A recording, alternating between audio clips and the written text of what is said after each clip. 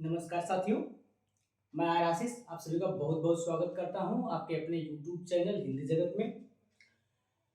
साथियों, पिछली कार्यशाला हमारी लिंग पर थी, जेंडर पर थी और जेंडर की कुल 4 कार्यशालाएं थी जो समाप्त हो चुकी है। आज की हमारी जो कार्यशाला होगी वो है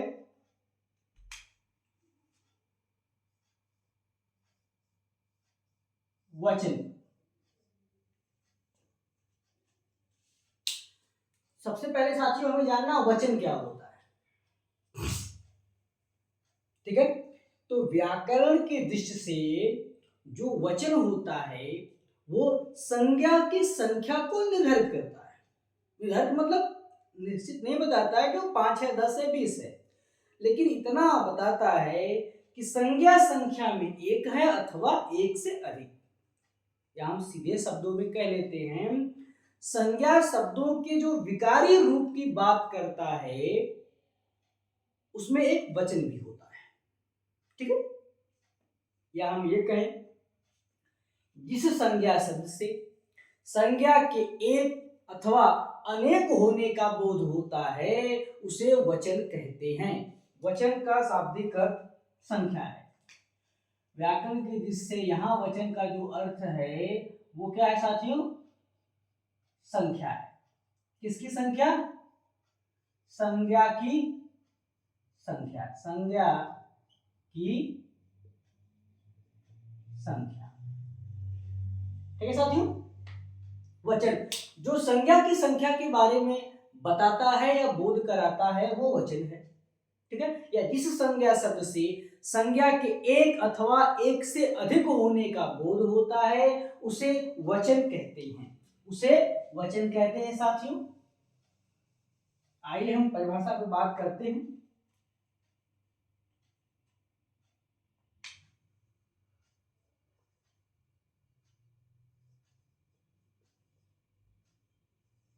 व्याकरण की दृष्टि से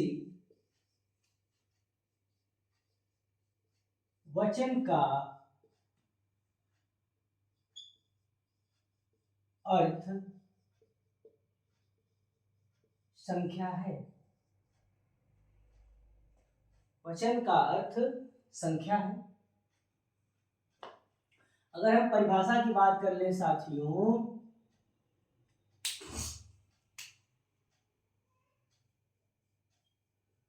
जिस संज्ञा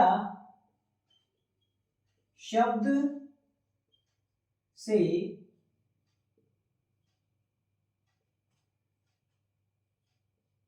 संज्ञा का संख्या में एक अथवा अनेक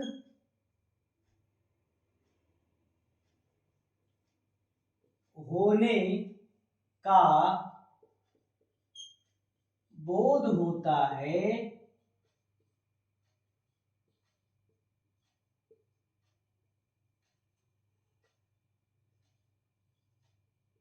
वचन कहलाती है।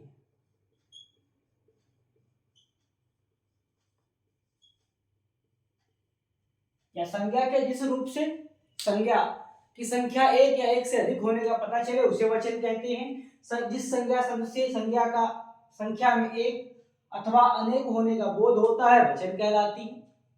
कुल मिलाकर के ये साथियों जान लीजिए कि वचन शब्द संज्ञा की संख्या को बताता है कि संज्ञा एक है अथवा एक से अधिक है। साथ ही साथ साथियों ध्यान रखिएगा, पूछा जाता है वचन के भेद।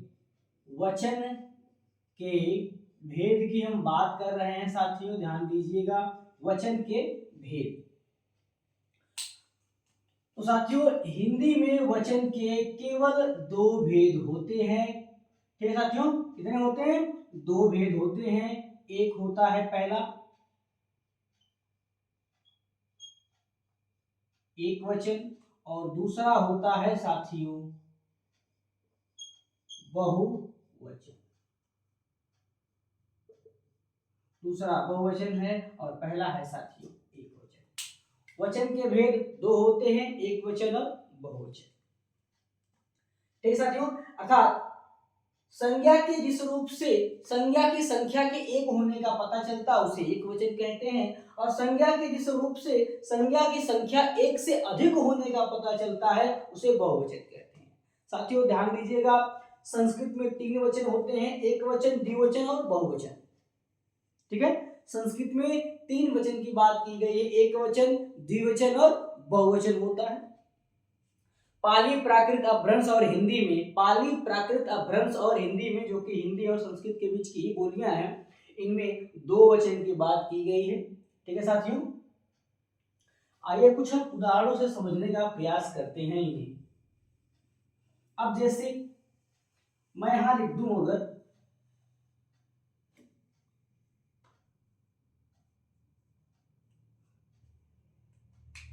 अगर मैंने लिखा लड़का, तो इससे तो यह पता चल जा रहा है कि केवल एक लड़के की बात हो रही है। संख्या कितनी है? एक संख्या में है। अगर हमने यही लिख दिया लड़के, तो यहां स्पष्ट हो जा रहा है कि संज्ञा की संख्या एक प्लस है, यानी एक से अधिक है। ठीक है, तो बस यही बात ध्यान रखना है कि जिस संज्ञा शब्द से संज्ञा का संख्या में एक अथवा अनेक होने का बोध हो उसे हम वचन कहते हैं, उसे हम वचन कहते हैं। और कुछ जो शब्द होते हैं, यहाँ तो लड़का, लड़के परिवर्तित हो गया, विकार आ गया, विकारी रूप में आ गया, तो हम आसानी से पहचान लिए कि एक वचन से बहुवचन हो गया। किंतु कुछ संज्ञाएं साथियों ऐसी हैं जो केवल अपने मूल रूप में ही बहुवचन भी होती है और अपने मूल रूप में एक वचन भी होती है, बिना परिवर्तन के। कुछ ऐसी हैं वो केवल बहुवचन होती हैं, कुछ ऐसी हैं जो केवल एक वचन होती हैं, और कुछ ऐसी संज्ञाएं भी हैं साथियों जो अपने मूल रूप में एक वचन भी होती हैं और बहुवचन भी होती हैं। तो जो बिल्कुल साधारण होते हैं, किसी भी एग्जामिनर का या जो पेपर सेट करने वाले लोग होते हैं उनका उद्देश्य नहीं होता है कि बिल्कुल साधारण पूछ लिया जाए, लेकिन साधारण प्रश्न भी पूछे जाते हैं। कभी कभी कम अभ्यास करने की वजह से जो हमारे साधारण प्रश्न होते हैं वो उन पर निगाह न रखने की वजह से वो प्रायः गलत हो जाते हैं। और ऐसा नहीं कि वो आपको आज हमें और आपको आ नहीं रहा हो, आ रहा होता है, लेकिन वो निगाह में नहीं है, हम उसके अभ्यास में नहीं है, इस वजह से वो गलत हो जाता है। और पेपर के बाद हमें पता चलता है यार ये तो गलत हो गया, नहीं होना चाहिए था। और साधारण प्रश्न जब गलत होते हैं तो नुकसान ज्यादा होता है, क्योंकि कठिन प्रश्न जो है वो सबके गलत होने के चांसेस होते हैं। किंतु साथियों जो बिल्कुल साधारण प्रश्न होते हैं वो गलत होने के चांसेस नहीं होते हैं। तो बिल्कुल आप सब अभ्यास में लगे रहिए। बीपीएससी हाई स्कूल, जूनियर और इंटर का एग्जाम होने वाला है साथियों, तो मेहनत से लगे रहिए, आपसे कोई त्रुटि न हो, ये हमारा भी प्रयास होगा और आपका भी प्रयास होगा। इस बार आपको सफलता देना है साथियों। फिर से देख लीजिए, वचन का शाब्दिक अर्थ संख्या होता है। किसकी संख्या? संज्ञा की संख्या। जो संज्ञा की संख्या को बताए एक अथवा एक से अधिक उसे हम वचन कहते हैं। वचन के कितने भेद होते हैं साथियों? दो भेद होते हैं, इसे नोट कर लीजिएगा। वचन के दो भेद होते हैं। पहला भेद साथियों एक वचन और दूसरा भेद है बहुवचन। हम देख लेते हैं साथियों यहीं पे भी।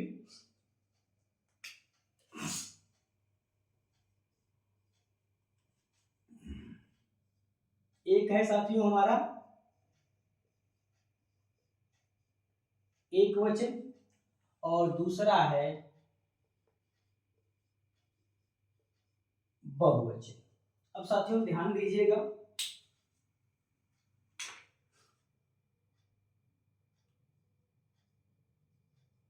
संज्ञा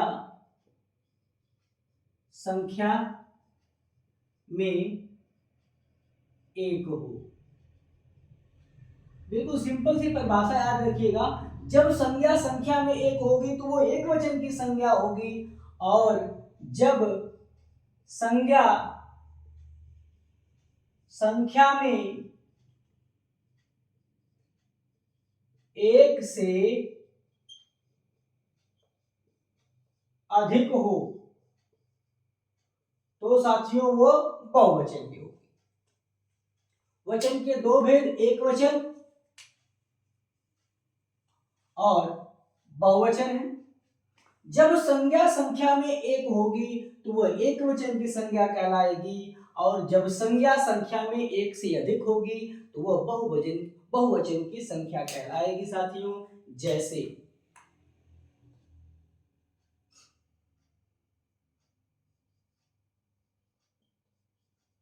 लड़का,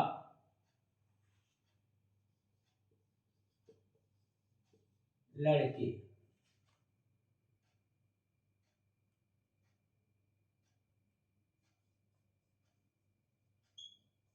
घोड़ा, घोड़े,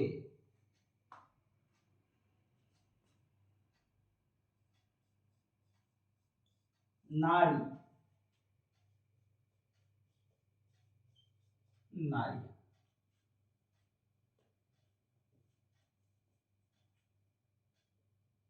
ठीक है साथियों, लड़का, लड़के, घोड़ा, घोड़े, नारी, नारी। अब साथियों देखिए, लड़का एक वचन को व्यक्त कर रहा है, घोड़ा एक वचन को व्यक्त कर रहा है, नारी एक वचन को। इनसे पता चल रहा है कि इनकी संख्या एक है। लड़के, इससे पता चल जा रहा है कि ये संख्या में एक से अधिक है। घोड़े, यह भी संख्या में एक से अधिक है। नारियां, यह भी संख्या में एक से अधिक है। तो जब संज्ञा संख्या में एक होगी तो एक वचन की संज्ञा होगी, और जब संज्ञा संख्या में एक से अधिक होगी साथियों तो वह बहुवचन की संज्ञा होगी। साथियों चलिए, हमने एक वचन और बहुवचन के बारे में जान लिया। अब हम जानते हैं साथियों कौन कौन सी संज्ञाएं एक वचन में हैं और कौन कौन सी संज्ञाएं बहुवचन में होती हैं। एक वचन से बहुवचन कैसे बनाया जाता है।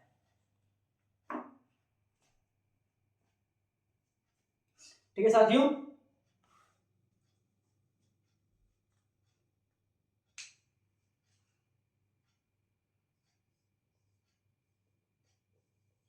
एक वचन से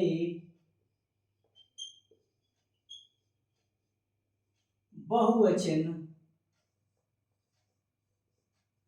एक वचन से बहुवचन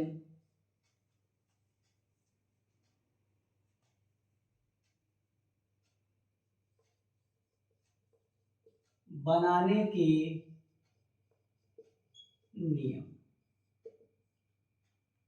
एक वचन से बहुवचन बनाने के नियम साथियों अत्यंत महत्वपूर्ण है, ध्यान दीजिएगा। यहां से भी एक दो प्रश्न प्राय पूछ लिए जाते हैं।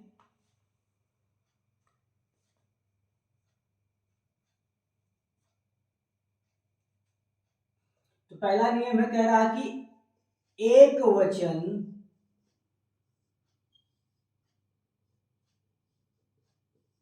शब्दों में प्रत्यय लगाकर, कह रहा कि एक वचन शब्दों में प्रत्यय लगाकर, एक वचन शब्दों में प्रत्यय लगाकर बहुवचन बनाया जाता है। एक वचन से बहुवचन बनाने के नियम में पहला नियम है एक वचन शब्दों में प्रत्यय लगाकर। अब इसमें भी शर्त बता रहा है। इसके अंतर भी क्या कर रहा है, ये एक शर्त है। शर्त यह है कि यदि पुल्लिंग शब्द हो, संज्ञा कैसी हो, पुल्लिंग हो, उसमें भी अकारांत हो, साथियों आकारांत हो, आकारांत हो तो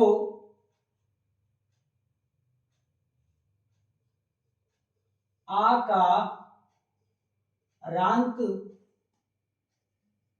का एकारांत करके एकारांत करके। आकारांत मतलब जिसका अंत आ से होता हो और उस आ के स्थान पर ए लिख दिया जाएगा तो क्या बन जाएगा, बहुवचन बन जाएगा।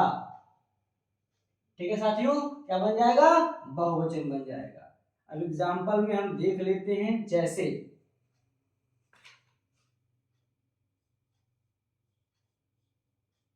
कमरा, लड़का,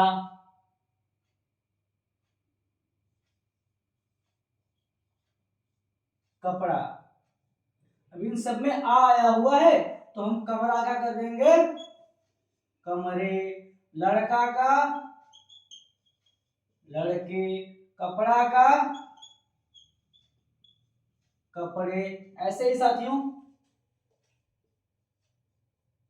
ताला का ताले,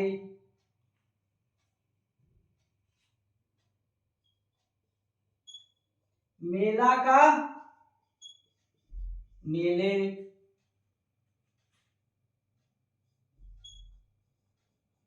प्याला का प्याले।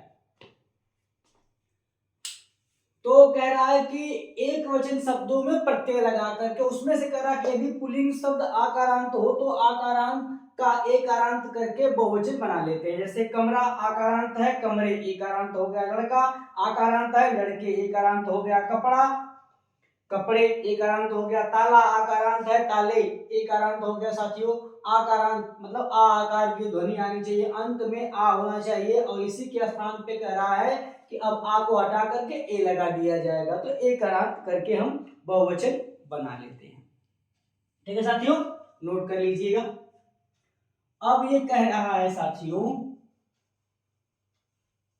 इसी के अंतर्गत दूसरी शर्त ये है कि यदि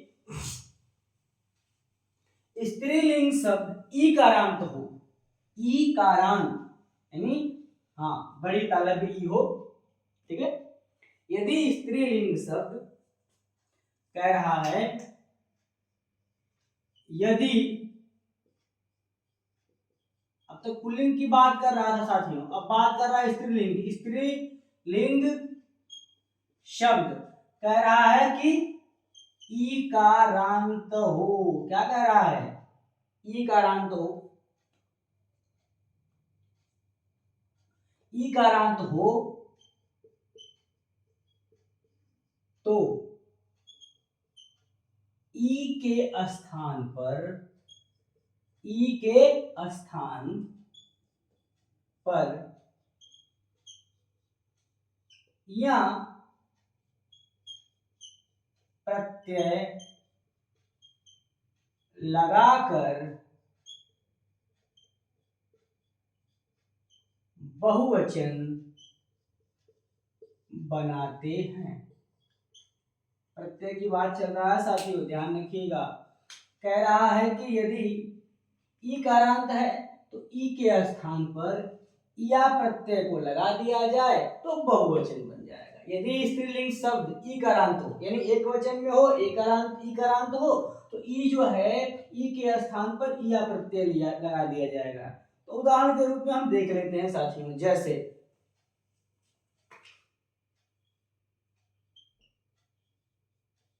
लड़की, अब कह रहा ई हटा करके यहाँ जोड़ दिया जाएगा, चलिए जोड़ देते हैं, लड़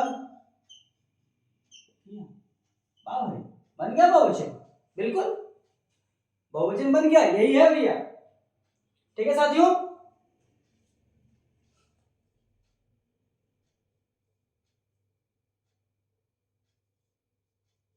नाली, नालियां,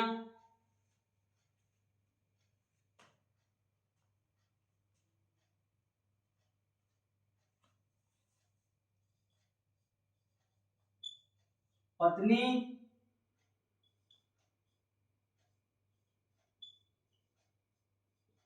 पत्नियां,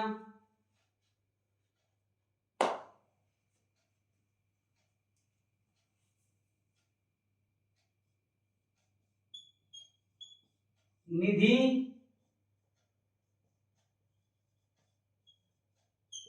निधियां। अब साथियों ध्यान रखिएगा, यदि ई करांत शब्द यदि पहले से ही छोटी ई होगा, इमली वाला, ई से इमली वाला, ठीक है, तो केवल यहां प्रत्यय जोड़ा जाएगा, केवल यहां प्रत्यय जोड़ा जाएगा, ठीक है। लेकिन अगर बड़ी ई है तो यहाँ प्रत्यय जोड़ा जाएगा, ये ध्यान रखिएगा। लड़की लड़कियां, नाली नालियां, पत्नी पत्नियां, निधि निधियां, विपत्ति विपत्तियां, संपत्ति संपत्तियां, रीति रीतियां, बेटी बेटियां, स्त्री स्त्रियां, जाति जातियां, रस्सी रस्सियां, ठीक है साथियों। तो इस तरह से हम ई करांत के स्थान पे यहाँ प्रत्यय जोड़ करके एक वचन से बहुवचन बना लेंगे, किनका? स्त्रीलिंग शब्दों का। ध्यान रखिएगा, ये शब्द क्या होंगे? स्त्रीलिंग होंगे। अगला नियम और शर्त है साथियों, अब उन पर बात कर लेते हैं, ये बहुत ही महत्वपूर्ण है। और ध्यान रखिएगा साथियों, जब भी यहाँ प्रत्यय लगेगा तो अनुस्वार नहीं बल्कि अनुनासिक का प्रयोग किया जाएगा। अब कह रहा है, अब तीसरी शब्द बता रहा है कि यदि एक वचन स्त्रीलिंग शब्द के अंत में या प्रत्यय हो, क्या हो? या प्रत्यय हो, ठीक है, करा या प्रत्यय हो तो केवल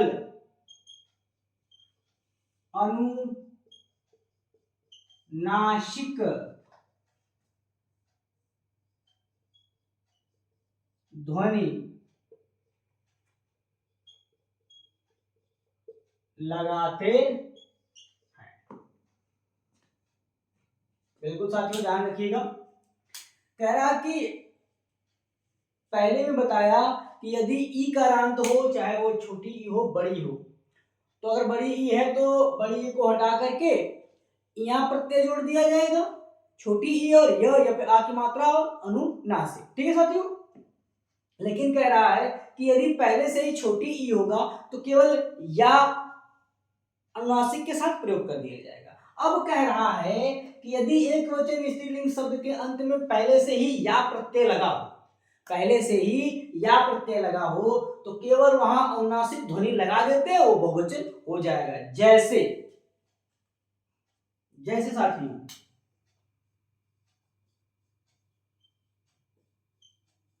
चिड़िया का पहले से या लगा हुआ है, क्या हो जाएगा?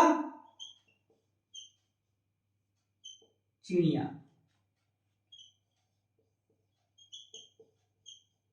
गुड़िया का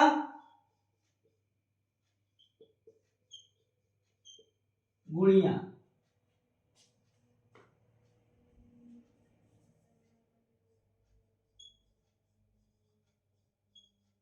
डिबिया का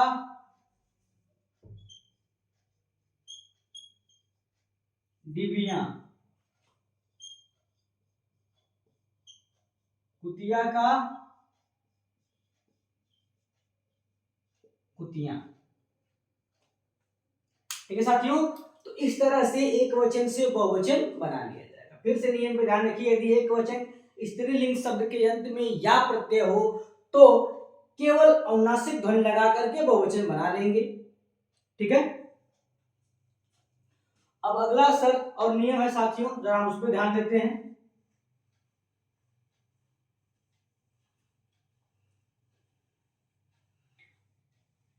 अगला है फिर से पुल्लिंग संबंधी नियम है। ये कह रहा है कि यदि पुल्लिंग शब्द आकारांत के अतिरिक्त कुछ और आ जाए, यदि पुल्लिंग शब्द आकारांत के अतिरिक्त कुछ और आ जाए तो कैसे बनाया जाएगा, ठीक है साथियों। यदि पुल्लिंग शब्द आकारांत के अतिरिक्त कुछ और हो तो वाक्य प्रयोग करके, ठीक है साथियों, ध्यान दीजिएगा बिल्कुल। ये कह रहा है दूसरा नियम ये कि यदि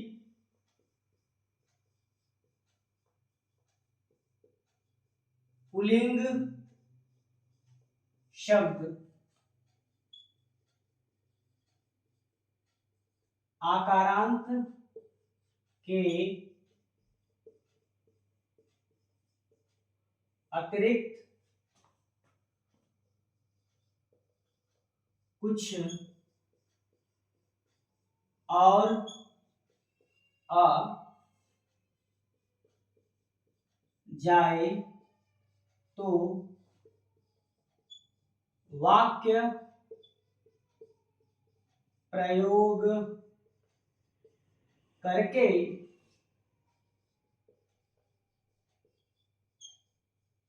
बहुवचन बनाते हैं। ठीक है साथियों, उदाहरण के रूप में देख लीजिए, जैसे यदि आ जाए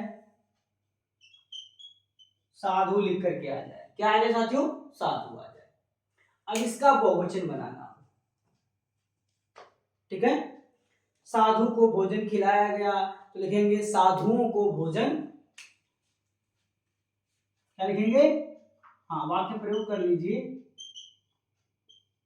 साधुओं को भोजन खिलाया गया। अब ऐसे ही अगर आ जाए ऋषि, ये एक वचन शब्द है,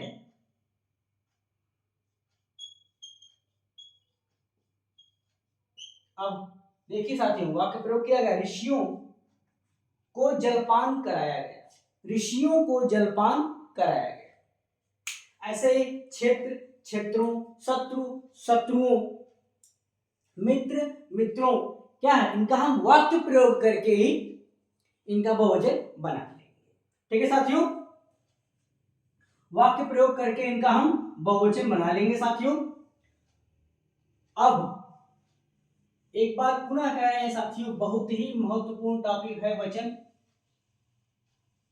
थोड़ा सा अभ्यास करिए और नित्य करिए, आसानी से आप हिंदी में 100% सही प्रश्नों के उत्तर दे लेंगे साथियों। अगला कह रहा है, जैसे पुल्लिंग में आकारांत के अतिरिक्त था, पुल्लिंग शब्द प्रायः आकारांत होते हैं और स्त्रीलिंग शब्द प्रायः इकारांत होते हैं। ऐसा नहीं है कि आकारांत में स्त्रीलिंग शब्द नहीं होते भैया, अनुज का अनुजा होता है स्त्रीलिंग, ठीक है, सुत का सुता होता है, प्रिय का प्रिया होता है, ठीक है, तो ऐसा नहीं है कि नहीं होता है, होता भी है, उनमें भी होता है, लेकिन कुछ विशेष बातें होती हैं जिन्हें ध्यान में रख करके हम पहचान कर लेते हैं, क्योंकि ऐसा कोई सार्वभौमिक नियम नहीं है कि नहीं ईकारांत केवल स्त्रीलिंग होगा, आकारांत केवल पुल्लिंग होगा, इसलिए नियम को विशेष ध्यान देना है। अब कह रहा है कि यदि, कह रहा है कि यदि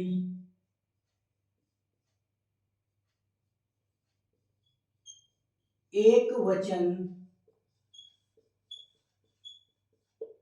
स्त्रीलिंग शब्द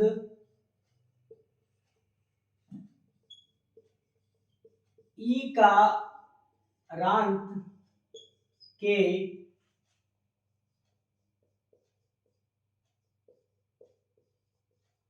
अतिरिक्त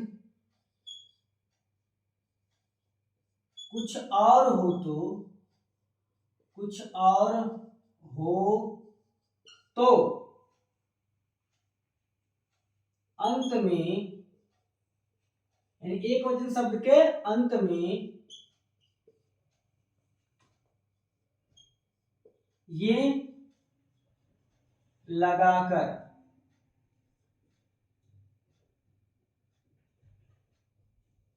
साथियों ये लगाकर बहुवचन बनाते हैं, ये लगाकर बहुवचन बनाते हैं। जैसे साथियों एग्जाम्पल में मैं कुछ बताऊंगा, एग्जाम्पल में जैसे हमने ले लिया रात, रात में ई नहीं आया लेकिन अ आया है, अब इसका बहुवचन बनाना है तो अंत में क्या लगाएंगे, ए लगा देंगे, रातें,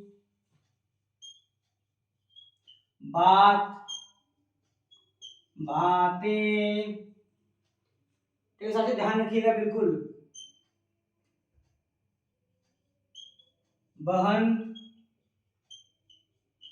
बहने। देखिए आकारांत भी होता है स्त्रीलिंग, कथा, कथाएं, व्यथा, व्यथाएं, वार्ता, वार्ताएं, लता, आदत, लताएं, आदतें। ये क्या है साथियों? स्त्रीलिंग हो गए। बारात, बारातें, चीज, चीजें, गाय, गाय, सड़क, सड़कें, सूचना, सूचनाएं, सेवा, सेवाएं इत्यादि शब्द जो होते हैं इसी नियम पर बनते हैं। यदि एक वचन स्त्रीलिंग शब्द इकारांत के अतिरिक्त कुछ और हो तो अंत में, यानी एक वचन संज्ञा शब्द के अंत में जो भी मात्रा होगी उसे हटा दिया जाएगा या तो उसी पर ए लगा दिया जाएगा, यानी ए और अनुस्वार का प्रयोग कर दिया जाएगा तो वो बहुवचन बन जाएगा साथियों। ये तो हो गए हमारे एक वचन से बहुवचन बनाने के सामान्य नियम। एक वचन से बहुवचन बनाने के जो है सामान्य नियम। साथियों अब हम उस विशेष तथ्य पर बात करेंगे जिन पर हम पहले कह चुके थे। कुछ ऐसे शब्द होते हैं जो सदैव एक वचन होते हैं, कुछ ऐसे शब्द होते हैं जो सदैव बहुवचन होते हैं, और कुछ ऐसे भी शब्द होते हैं जो केवल जो एक वचन और बहुवचन दोनों होते हैं। तो वचन संबंधी जो विशेष बातें करनी है हम यहीं पर बात करते हैं। विशेष तथ्य, विशेष तथ्य में पहली बात जान लीजिए, व्यक्तिवाचक संज्ञा, भाववाचक संज्ञा, द्रव्यवाचक संज्ञा और समूहवाचक संज्ञा सदैव एक वचन में होती है। व्यक्तिवाचक संज्ञा, भाववाचक संज्ञा, द्रव्यवाचक संज्ञा और समूहवाचक संज्ञा का बहुवचन नहीं होता। यानी कि किसका किसका? व्यक्तिवाचक संज्ञा का, भाववाचक संज्ञा का,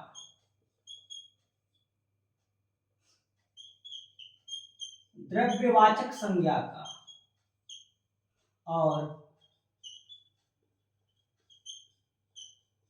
समूहवाचक संज्ञा का, इनका जो है बहुवचन नहीं होता है। बहुवचन नहीं होता है, ध्यान रखिएगा साथियों। व्यक्तिवाचक, भाववाचक और द्रव्यवाचक संज्ञा का बहुवचन नहीं होता है। जातिवाचक संज्ञाएं एक वचन और बहुवचन दोनों में होती है। ठीक है।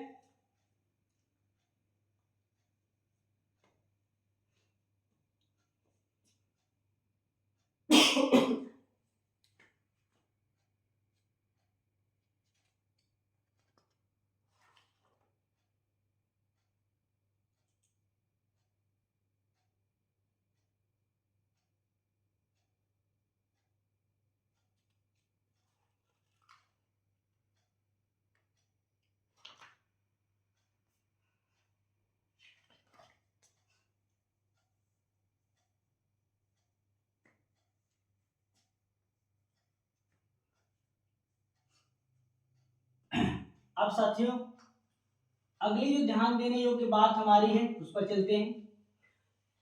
कुछ ऐसी संज्ञाएं होती हैं जिनका एक वचन नहीं होता।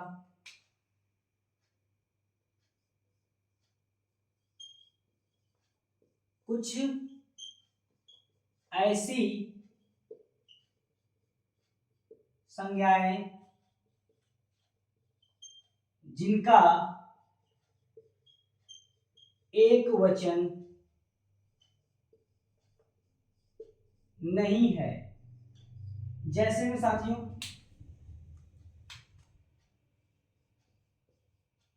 नेत्र,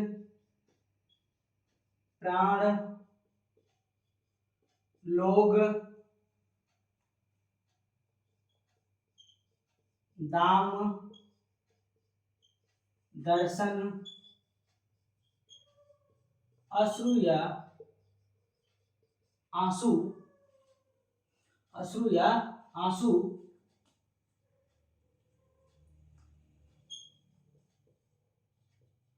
ओष्ठ या ओंठ मोठ जो भी कह लीजिएगा, अक्षर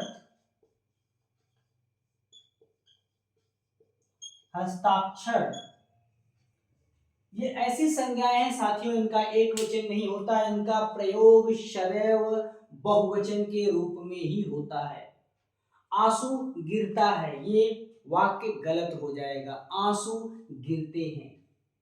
लोग जाता है नहीं हो सकता, लोग जाते हैं। दर्शन किया जाता नहीं, दर्शन किए जाते हैं साथियों, हमेशा ध्यान रखिएगा, ठीक है। तो साथियों नेत्र प्राण लोक दाम दर्शन अश्रु ओष्ठ ओठ अक्षत या हस्ताक्षर जो है ये सदैव बहुवचन में ही प्रयुक्त होते हैं, इनका एक वचन नहीं होता साथियों, ठीक है। अगली बात और ध्यान रख लीजिए, एक और बात विशेष बात यह है कि जो आदर सूचक हमारे शब्द होते हैं, आदर सूचक जो शब्द होते हैं वो हमेशा बहुवचन होते हैं। आदर सूचक शब्द सदैव बहुवचन होते हैं, जैसे माता जी,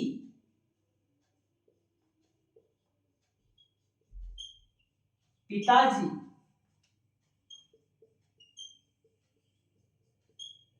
चाचा जी,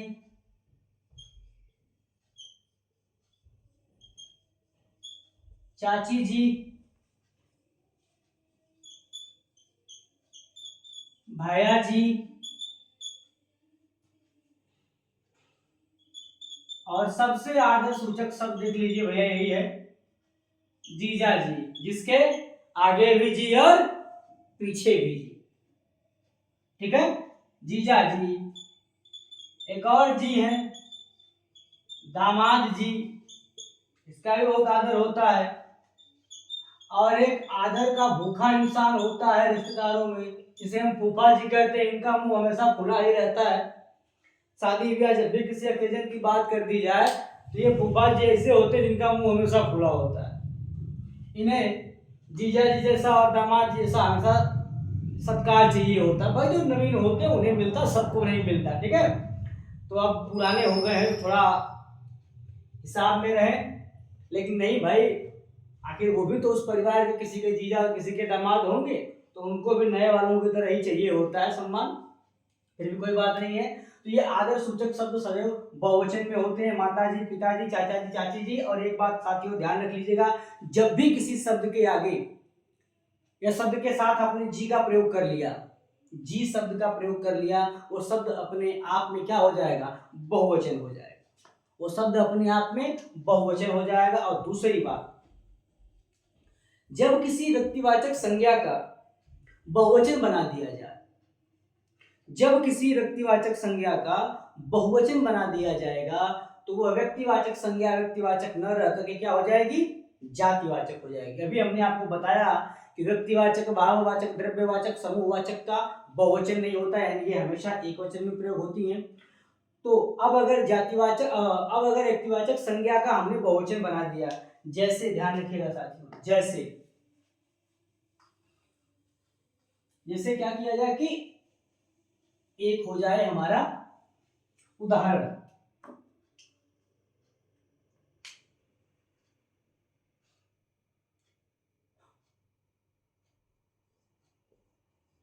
देश आज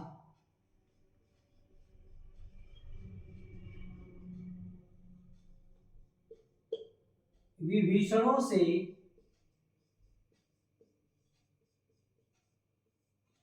परेशान, देश आज विभीषणों से क्या है, परेशान है। अगर हम विभीषण की बात करें तो विभीषण रावण के भाई थे और इन्होंने अपने घर की बात प्रभु राम को बताई थी, चूंकि अच्छे कार्य के लिए, लेकिन फिर भी ये दोषी माने गए। अब यदि व्यक्तिवाचक संज्ञा का बहुवचन बना दिया गया तो व्यक्तिवाचक संज्ञा व्यक्तिवाचक न रहकर क्या हो जाएगी, जातिवाचक हो जाएगी। क्या हो जाएगी, जातिवाचक हो जाएगी। यदि ये कह दिया जाए, या केवल, ये भी ध्यान रखिएगा, या केवल किसी व्यक्तिवाचक संज्ञा का प्रयोग भाव के कारण किसी के लिए कर दिया जाता है तो भी वह व्यक्तिवाचक संज्ञा व्यक्तिवाचक न होकर क्या हो जाएगी, जातिवाचक हो जाएगी। व्यक्तिवाचक न होकर के जातिवाचक हो जाएगी। जैसे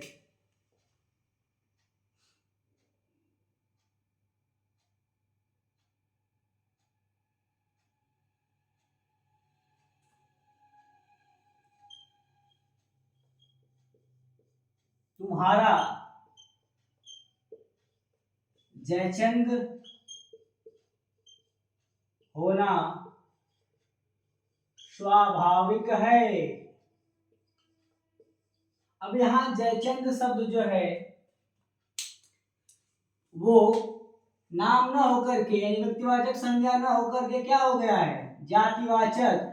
क्योंकि जयचंद का जो स्वभाव था उसके कारण एक व्यक्ति को जयचंद की संज्ञा दी गई है। तो जब भाव के कारण या गुण के कारण व्यक्तिवाचक का प्रयोग किया जाता है तो वहां वह व्यक्तिवाचक न होकर के जातिवाचक हो जाती है। ठीक है साथियों, तो दो चीजें ध्यान रखिएगा। यदि एक वचन से किसी व्यक्तिवाचक संज्ञा का बहुवचन बना दिया जाए तो जातिवाचक हो जाएगी, यदि गुण के कारण उसका प्रयोग कर दिया जाए तो भी जातिवाचक हो जाएगी। ठीक है साथियों, अब आगे की तरफ हम चलते हैं। वचन के लास्ट दो तीन बातें हैं। यदि एक वचन शब्द के अंत में, यदि एक वचन शब्द के अंत में गण, वृंद, वर्ग, लोग इत्यादि शब्द जोड़ दिए जाते हैं, इनमें से कोई शब्द जोड़ दिया जाएगा तो वो स्वतः क्या हो जाएगा, बहुवचन हो जाएगा। जैसे श्रोता है, इसमें आप गण जोड़ दीजिए, ये बहुवचन हो गया। गुरु है, इसमें आप जन जोड़ दीजिए, गुरुजन, बहुवचन हो गया। पाठक है, इसमें आप वर्ग जोड़ दीजिए, पाठक वर्ग, ये हो गया बहुवचन। कर्मचारी है, इसमें आप वर्ग जोड़ दीजिए, यह हो गया बहुवचन। तो जब किसी शब्द के अंत में गण, जन, वर्ग, वृंद, लोग यदि ये जोड़ दिए जाते हैं तो वो शब्द भी क्या हो जाएगा, बहुवचन हो जाएगा साथियों। अगली और अंतिम बात वचन संबंधी यह है, नियम शर्त यह है साथियों कि यदि